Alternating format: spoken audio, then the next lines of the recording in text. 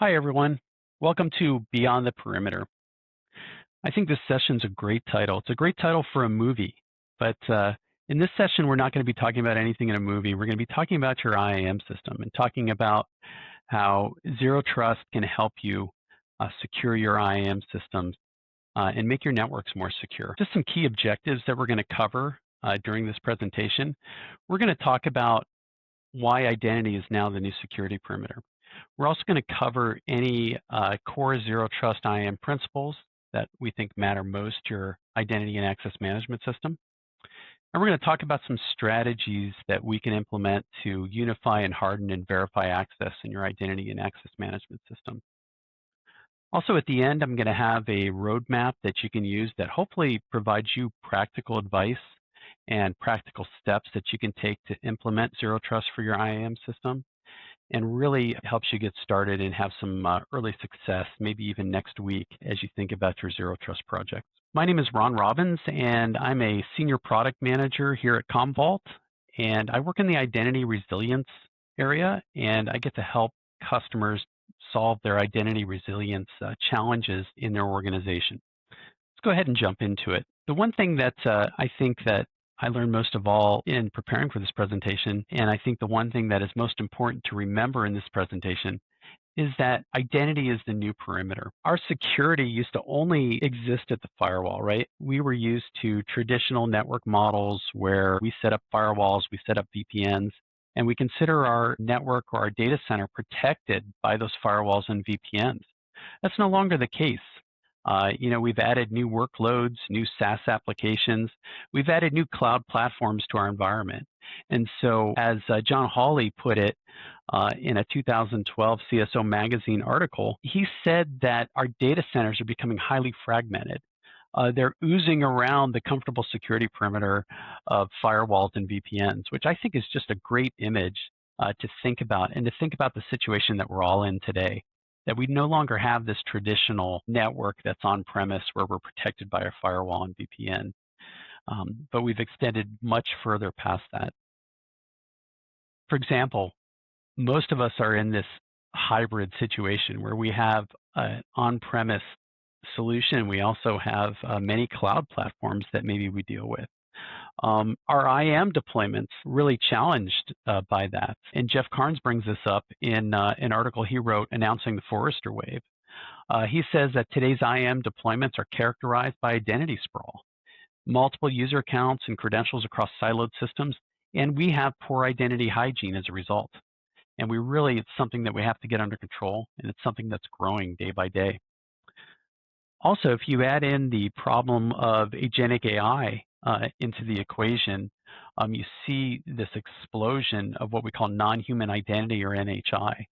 CyberArk in 2025, in a landscape study, found that their machine identities that they surveyed from customers, they outnumber human identities now by a staggering 82-to-1 margin, which is amazing to think about. The number of agents that use those identities and the number of service accounts that use the identities. We used to have this idea of our network of one identity per one person, and we used to manage just those small number of identities, and now we have thousands and thousands of service accounts that we have to go out and manage with names like service account 01, service account 02, and it just becomes a really huge problem for us. A really huge problem to manage that explosion of identities and have hygiene across that whole environment.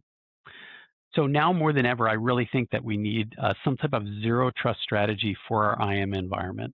So let's define a little bit more about what the hybrid and multi-cloud challenge looks like. How many of you guys, I wonder, have a multi-cloud strategy? If you guys were only on AWS, recent news might have shown you that a multi-cloud strategy is something that you might need to adopt, where you need to have applications located across multiple platforms, across multiple clouds, or at least have failover between clouds if you could. So we add these cloud platforms into our organization to provide resilience, and then we discover that each of these cloud platforms that we add to our organization have their own IAM systems. And those IAM systems each have their own language. Like if you looked at Active Directory, for example, and you look at adding a role into Active Directory, it's totally different than adding a role into AWS IAM. I mean, there's some concepts that are similar, right? But the language and the process you go about in Active Directory and that you go about in AWS IAM are two totally different things. I mean, AWS IAM is more like a scripted language for accessing a role or adding a role to it than it is in Active Directory. And so when you look beyond the UI, it's a lot more complex and it's not consistent amongst IAM systems. And so it creates quite a problem for us when we want to enforce things. We want to apply consistent policies across platforms and across applications. Also, mergers and acquisitions contribute to the problem. So we have constantly mergers and acquisitions or new companies coming into our organization that might have their own cloud accounts, and they might have their own accounts that we need to manage, and they might bring with them identity hygiene problems that we didn't even consider before. I used to work for an organization, and by the way, I'm going to keep names out of this to make sure the guilty are protected. But I used to work for an organization that had a lot of merger and acquisition activity. And we went through a Zero Trust audit, and we discovered that there were a lot of cloud accounts that were just not managed, that we just didn't account for because of the number of acquisitions that had occurred over the last year. We discovered we had 12 cloud accounts that we didn't even know existed. And within each one of those 12 cloud accounts, we had admin accounts that were unique for one individual user. So one individual user might have had 12 different admin accounts across all of these 12 cloud platforms. And so it created quite a problem for us. And also when these users would leave, it created a lot of orphaned accounts. So there were orphaned admin accounts, which is really something you don't want to have in your organization. So identity hygiene becomes quite a problem when you start to consider the amount of cloud platforms you add into the equation and the amount of SaaS applications you add into the equation. So more than ever, we need some type of strategy around our identity systems. And I think that there's certain principles from Zero Trust that we can apply to our IAM systems to make things safer, to make things more secure. The first is never trust and always verify. Every single user, every single device, every single thing that accesses your network, you need to make sure it proves itself. You need to make sure it proves its identity and it proves that it's a trustworthy thing that can access and perform functions in your network. Also, you need to implement this idea of least privilege for your identities. So users should only be given enough access to perform a task or their job function and nothing more. So if they have access to anything more that's outside of their job function, they're an overprivileged account. And imagine what could happen if a bad actor obtained that account and was able to log in and perform functions that they're not supposed to do in your organization. Also, you need strong authentication and MFA everywhere if you don't already have it. Authentication consists of three things. It consists of something you know, and something you have, and something you are. So it's important that strong authentication include all three of those things, or at least two of those things, if you can't do all three at this point in time in your network. It's very important. Access decisions need to be based on context and posture. What does this mean? So let's say that we have a person accessing the network, and they have a laptop, and they logged in somewhere in the New Jersey area, and then they started doing things on the network, and all of a sudden, 5 minutes later, they start, their IP address of their machine changes to an IP address that's maybe located out in California, and they start doing things in the network from California. Well, there's no way that that person could have traveled across the country in 5 minutes. It's impossible travel. And it's something that if you detected in that session, you would either want to end that session or you'd want to re-authenticate them to make sure they still are the person that they said they were when they authenticated. And so checking device posture, checking context is extremely important. And then also continuous verification goes right along with that. Making sure that the person that you authenticated once continues to exhibit trust throughout the whole session. So if they start to do risky behaviors, if they start to access accounts they're not allowed to access, if they start to delete or do destructive actions, you want to make sure that you re-verify them or that you end the session if it's something that's at risk. Another great thing about Zero Trust is that you should always assume breach or have this assume breach mindset, right? You should build your network like there's already bad actors inside of it. And I think what would be a challenging exercise, or maybe a fun exercise for some of you that like to be investigators, to go out and assume that somebody's already breached your network every day. Go out and audit sessions, go out and look at users' actions, go out and figure out if somebody's doing something bad in your network every day and try to catch bad actors while they're at it. If you always assume breach, you're going to always be cautious, you're always going to take precautions, and you're always going to monitor the things that are happening in your network and in your identity systems. So what are some strategies we can use to implement some of these zero trust policies? Well, the first thing I think we can do is we can unify identity, authentication, and access. And what do I mean by that? So with all these cloud platforms, with all these SaaS applications that we've implemented, we have these silos of identity. I like to call them identity islands, just these islands of identity that exist out there. And the easiest thing to do to bring them all under control is to break down the silos or break down the divides between all these identity islands and bring them all together. Establish like a single source of truth for your identity. Sometimes in most organizations, that can be an HR system. When people onboard and they enter their details into the HR system, that might be the single source of truth, and that might be where you create accounts from. It might also be identity as a service system, like let's say an Entra AD or a Ping or an Okta, something like that. The main point here is to get down to one identity per user. It's so much easier to manage users and manage identity if you have one identity per user. And also, it's easier to federate that identity across multiple systems and across multiple services if you have one identity per user. And that's the next step. That's what you need to do, is federate that identity. I've got a good example from a previous organization I worked with. I promise it won't be the same organization, but again, it's an anonymous organization. But we deployed an FTP service. That FTP service couldn't be federated with our typical federation strategy that we had. And so it had its own identity store. It also had its own MFA component. We weren't really good at the time at having federation between our corporate environment and our cloud environment. So a person that wanted to access this cloud FTP service had to first log into the corporate VPN using a user account and a username, and then an MFA challenge. And then they had to log into our cloud platform using a corporate user account and a username and password and an MFA challenge. And then they would have to log into the FTP service using a username and password and an MFA challenge. And so all of those things were named the same. So whenever they called into the help desk and had a problem with their identity or had a problem with one of their MFA accounts, we couldn't tell which one it was. We basically had to guess and figure out which one they were having problems with, and they weren't able to easily articulate to us which one it was. So sometimes their problems would get resolved, sometimes they wouldn't, and really had no idea where the identity issues were with that particular system. So it's very important to somehow get to that one identity per user. Also, it makes it much easier to unify policy and role-based access models across platforms if you have one identity. And then also, when you get to automating lifecycle provisioning and governance over your users, much, much easier with one identity and a consolidated identity landscape. So let's talk next about hardening privileged access. This is also very important. One of the things that you need to do is treat your admins as the highest risk identities in your organization. They are the most dangerous accounts, and they're the ones that are most reached for in the case of a breach. They're the ones that are most valuable to bad actors, right? No one person in your organization should have elevated permissions all of the time.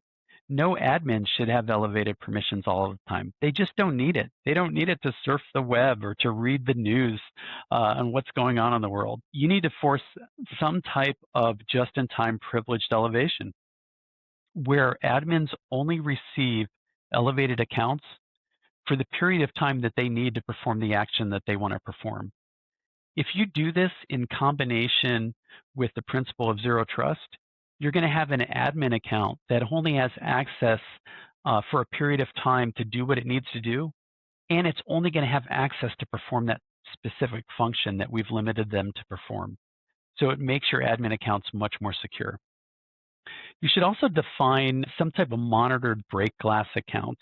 I've got a great story for this, and I wonder, just ask yourself, how many of you out there have a Bob in your environment? I mean, you know this guy, you know Bob. Bob is this guy that is the only person that can access this one server that's dusty and stored in an old wiring closet somewhere on-prem in your organization, and he's the only one that can log into it. And if Bob ever left the organization, or if Bob ever, heaven forbid, happened to die, you would lose access to that server. You would no longer be able to log into it. You'd no longer be able to do backups and restores. You'd no longer be able to update it. And Bob knows this, and Bob knows he's very valuable. And so you want to make sure that you eliminate the types of Bobs from your environment. You want to have break glass accounts that you can implement, that you can call upon when needed, should the unthinkable happen, should disaster happen, and accounts that are monitored sessions and controlled, accounts that you can check out and check in to perform the most elevated actions, like maybe root access in a cloud account that you might own. Another important thing to harden privilege access is to require dual approvals for high-impact actions. What do I mean by this? Let's say that you have an admin that needs to log in and modify 50 accounts. They never do that usually, but that's a very high-impact action. That's a very destructive action if they monitored 50, if they managed 50 accounts at one time and made a change that was impactful to your organization. You want to be able to have some type of mechanism in place where dual authentication or dual approvals is required for that specific action, so that when Bob makes that change, he has to get approval from somebody else, maybe someone higher up in the organization would have to approve that action also. And so that's very important. If a bad actor got a hold of Bob's account, or a hold of anybody's account, let's not just pick on Bob, they would need to have a second account to be able to perform those destructive or high impact actions. And then also every privileged session, every admin session, you need to make sure that all of those are recorded, make sure that all of those are monitored, and all of those are audited. And then let your people know that those are audited and recorded. I find that admins are a lot more careful if they know their actions are being watched. They're a lot more careful not to make mistakes, and a lot more careful not to engage in behavior that they shouldn't engage in if they know that their sessions are being monitored and their sessions are being audited. So I think those are important things to hardening privilege access. Then let's add in continuous verification. So continuous verification is kind of like zero trust, but it's zero trust in real time. What we're doing is we're continuously validating users and whether or not they have the access to do what they need to do. It's very important to remember that just because the very first time we authenticate a user doesn't mean that they're trusted throughout the entire time they're online or the entire time they have a session. Session tokens can be stolen and sessions can be hijacked, and those can be taken over, and risky actions can be performed by bad actors. So it's important to continuously validate what the user's doing in their session and look at device posture. If the device that's accessing the session is a corporate device, or if it's something that is their personal device that might be introducing malware into your network, it's very important to keep track of. You need to have some type of step-up authentication for risky actions. So if someone goes in and they want to elevate their permissions, or they want to create an admin account, there should be some type of step-up authentication. A good example of this is like when you log into your bank, for example. When you go to your bank and you sign in with your username and password, and possibly MFA if you're in a good bank, and you go to just monitor your account or look at your transactions, but then you want to transfer a large sum of money over to another account that you just never do. The bank might prompt you for additional MFA, or they might send you an email and say, hey, enter in the code that we just sent you by email so you can confirm this transaction. That's an example of step-up authentication, and it's something that's easy to implement for your organization and easy to implement for risky actions. You need to monitor sessions for anomalies. Make sure that if there's any anomalies that occur in a session, that that you re-authenticate the user. So if a user doesn't usually access finance data in SharePoint, and they start to access that or start to request access for it, maybe it's time to re-authenticate or examine that session and make sure it's something that's still valid for the user. Also, you should adjust their risk dynamically based on the risk or based on what they're doing. So let's say, for example, we talked about impossible travel.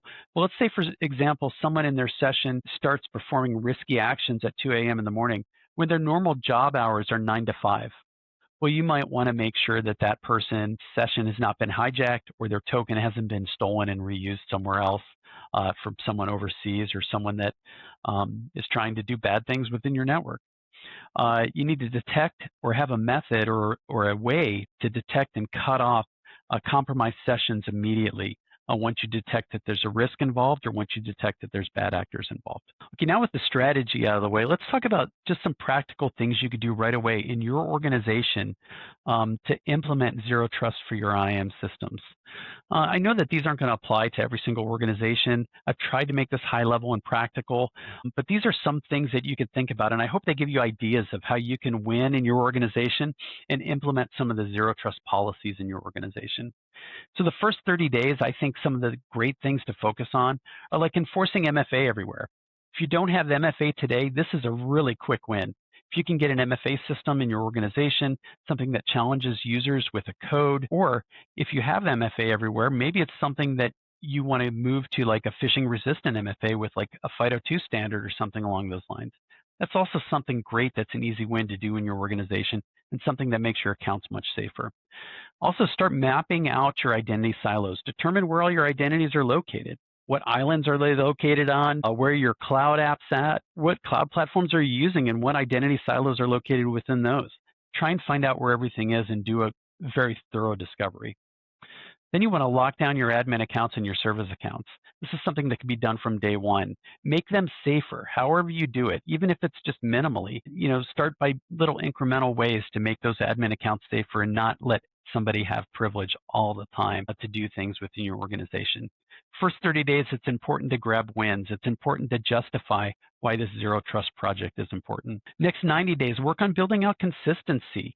Begin your identity consolidation plan. Begin to execute on identity consolidation. Combine all your identity islands. Combine your silos.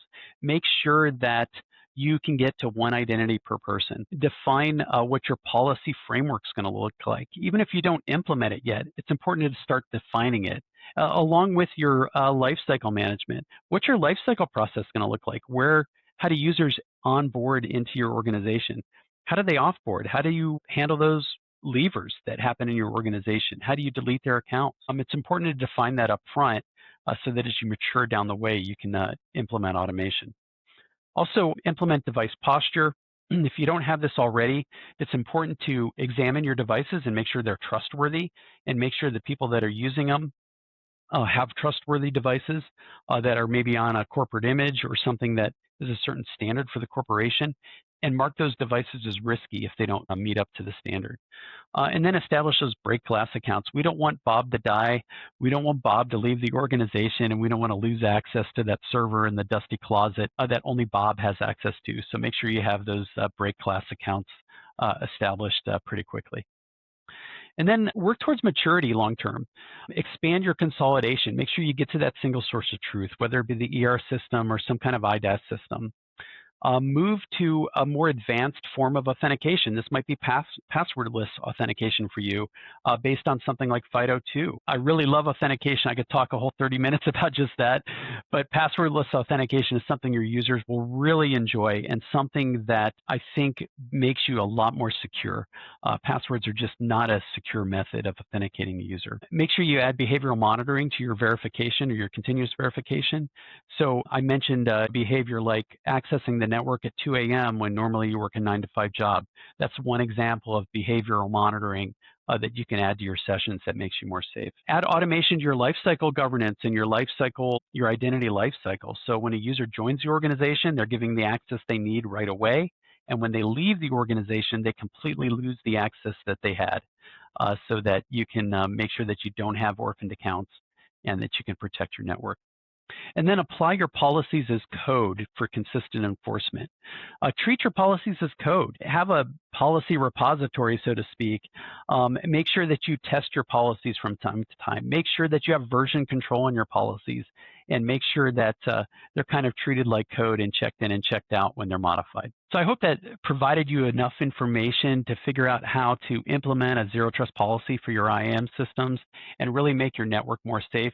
A couple of things I want you to remember about this session. I want you to remember it's important to improve your identity hygiene. Identities are exploding, identities a new perimeter, and make sure that you have a plan in place that just makes some improvements, whether it's consolidation, cleaning up those silos and those identity islands, or whether it's just applying consistent policies and practices across your organization. Always try to implement something that's going to give you the upper hand should a bad actor obtain one of your identities. And one thing that's really important to remember from this whole presentation is that trust isn't something that you provide one time when the user authenticates. It's something that should be continually verified, and verified by their actions and verified by what they're doing in your organization. And so it should be something that's continually watched. So I hope this was helpful for you. If there's some next steps that I could recommend that you take, a couple of these would be to watch an on-demand podcast. We have a podcast or a webcast that talks about Active Directory identity resilience. It's a great webcast and something I'd recommend that you watch. And also you can learn about cyber resilience and how Commvault helps with cyber resilience by signing up for a cyber resilience workshop or taking a cyber resilience readiness, and the links are there on the screen for you to access those. I want to thank you so much for your time today, and I want to thank you for your attention. And I really hope that this helps you with your journey towards zero trust for your IAM systems down the road. Thank you so much for your attendance today, and thank you so much for attending.